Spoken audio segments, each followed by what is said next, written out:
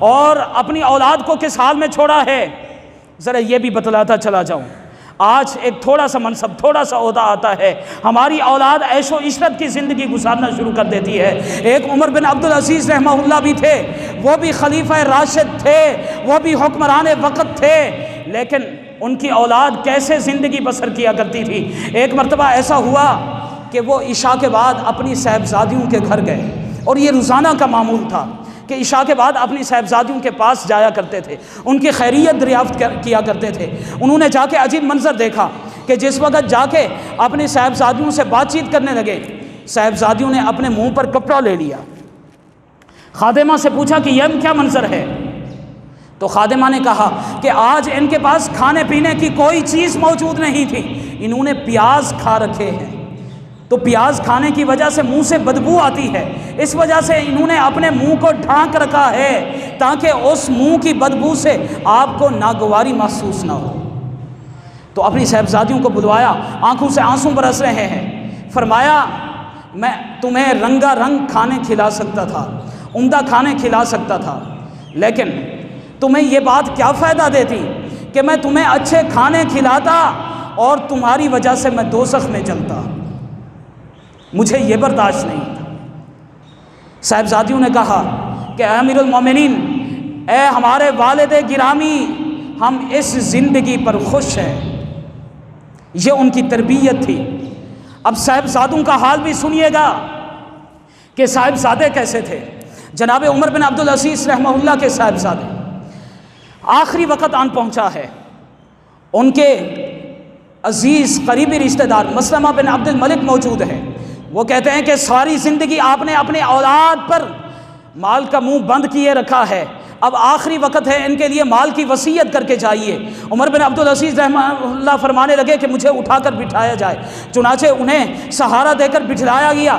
فرمانے لگے کہ میں نے مال کا منہ بند نہیں کیے رکھا، جتنا میری فرصت تھی میں ان کے اوپر خرچ کرتا رہا، میں ان کو ان کا حق دیتا رہا، لیکن ایسا نہیں کر سکتا تھا کہ دوسروں کا حق بھی چھین کر انہیں دے دیتا، ایسا میں نہیں کر سکتا تھا۔ اور آپ کہتے ہو کہ میں ان کے بارے میں وصیت کر کے جاؤں، میں کس کو وصیت کر کے جاؤں، کس کو ان کا نگہبان بنا کے جاؤں؟ میرا وصی اللہ ہے، میں اللہ کی حفاظت میں اپنی اولاد کو دے کے جا رہا ہوں، اللہ میرے بچوں کی حفاظت کرے گا۔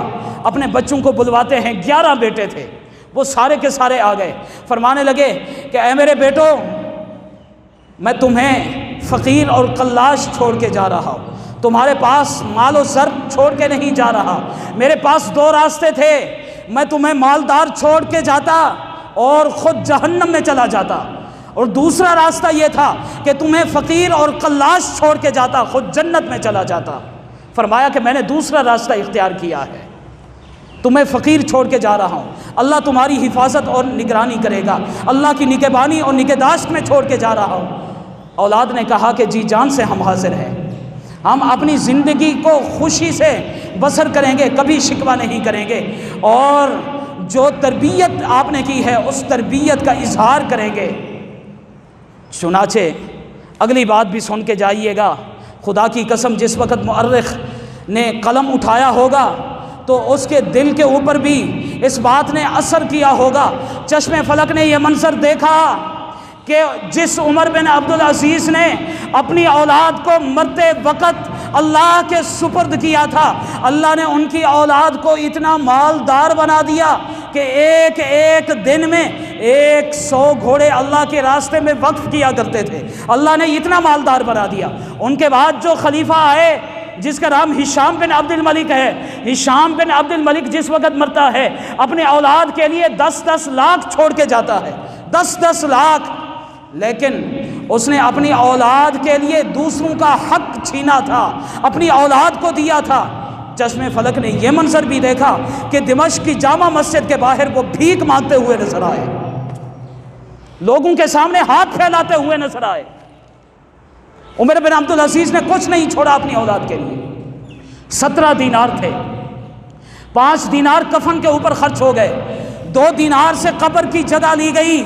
میں ان شامی کتوں اور درندوں سے کہنا چاہتا ہوں، جس قبر سے تم نے عمر بن عبدالعزیز رحمہ اللہ کی لاش کو نکالا ہے، وہ تمہارے باپ کی جگیر نہیں، عمر بن عبدالعزیز نے اپنے پیسوں سے خرید کی تھی، اپنے پیسے لگائے تھے۔ اور بقیہ مال اولاد کے اوپر جو تقسیم ہوا، ایک ایک لڑکے کے لیے 19 درہم کو حصہ میں آئے، 19 درہم، یہ معمولی سی رقم ہے، لیکن اللہ نے ان کو مالدار بنا دیا۔